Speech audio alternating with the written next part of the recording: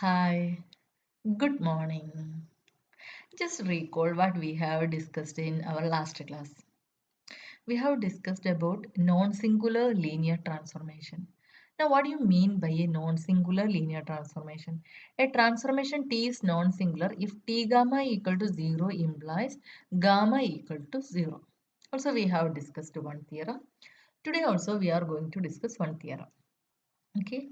Now the statement of the theorem is let V and W be vector spaces. V and W be finite dimensional vector spaces over the field F. Okay. This you must note this finite dimensional. Okay. And there is one more condition. Dimension of V equal to dimension of W. Okay. Now, if T is a linear transformation from V into W, then the following conditions are equivalent. The first condition is T is invertible, second is T is non-singular, and third is T is onto. That is range of T is W. We have to prove these conditions are equivalent. That means 1 implies 2, 2 implies 3, and 3 implies 1. Here we are going to prove 1 implies 2, 2 implies 1, then 2 implies 3, 3 implies 2. Okay, that means 1 implies 2, 2 implies 3, and 3 implies 2, 2 implies 1 implies 3 implies 1. Okay, first we prove this one, then this, finally this one. Okay, so first we have to prove 1 implies 2. Suppose T is invertible and we have to prove T is non-singular. Okay. For this, T is invertible means T is 1 to 1. Okay. Now to prove T is non-singular, we have to prove T gamma equal to 0 implies gamma equal to 0. Okay. Now suppose T gamma equal to 0 and we know T gamma equal to T0 because T0 equal to 0. Okay, as T is invertible, T is 1 to 1. Therefore, T is 1 to 1 implies T gamma equal to T of 0 implies gamma equal to 0 because T alpha equal to T of beta implies alpha equal to beta. This is the 1 to 1 condition. Therefore, T gamma equal to T of 0 implies gamma equal to 0. This implies thus we get T of gamma equal to 0 implies gamma equal to T of gamma equal to 0 implies gamma equal to 0. Okay. T of gamma equal to 0 implies gamma equal to 0. This implies T is non-singular. Now we are moving to 2 implies 3. That is T is non-singular implies T is on 2. Okay.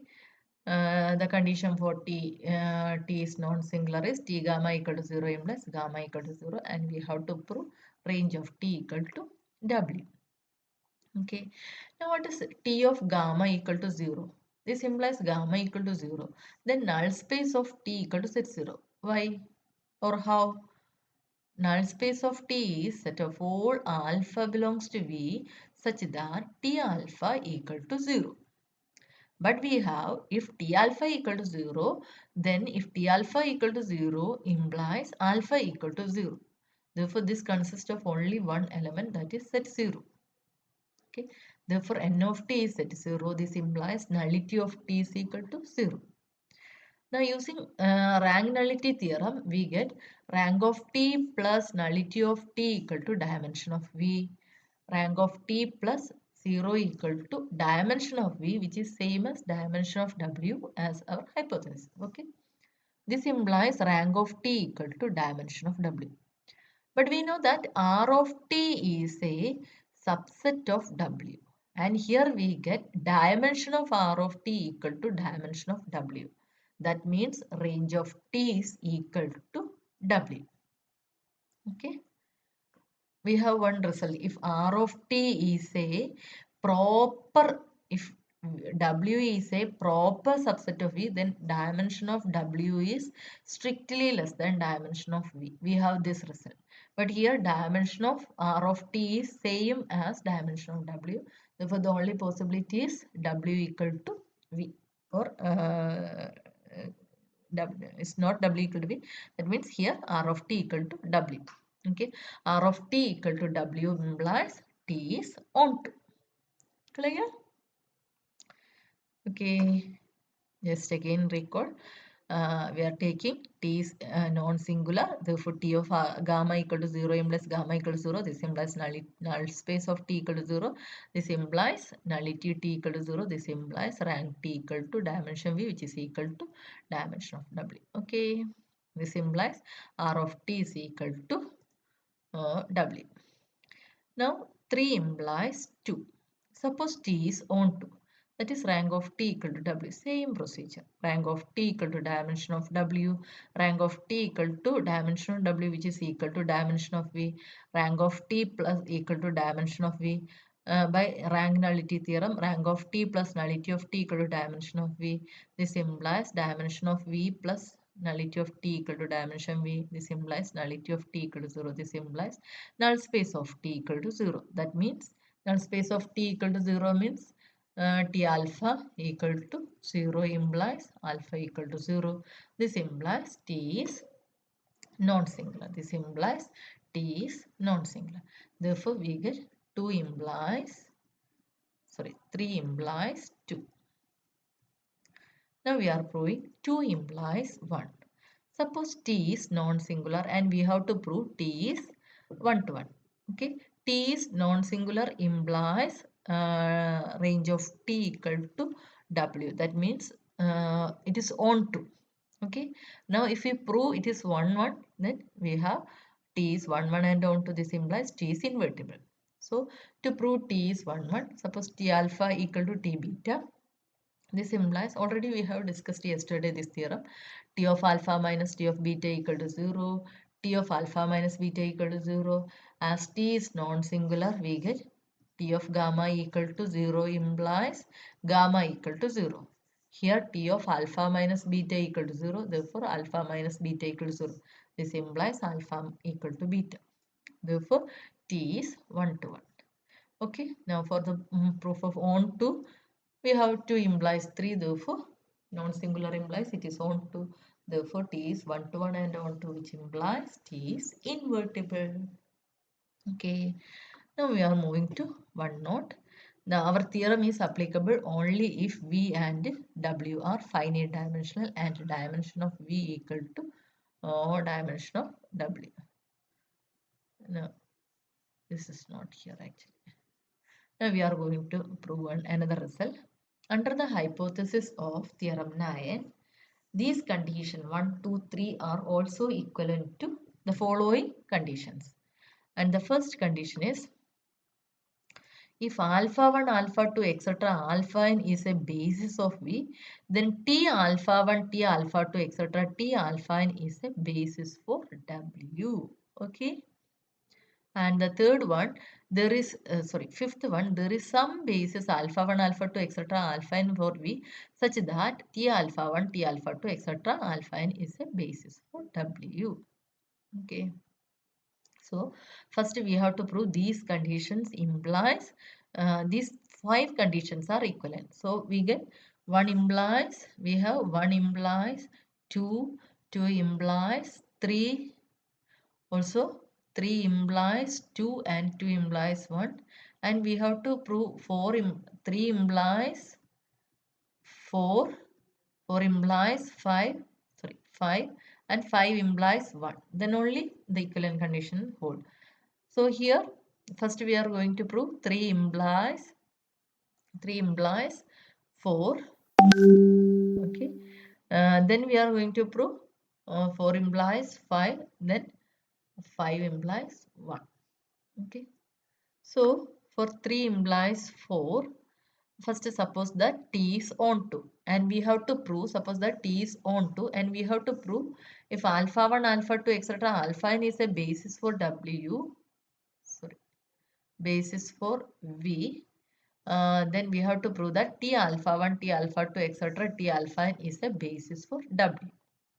Clear? So since T is on to, given condition is, our assumption is T is on to. Every element of W has a pre-image in V.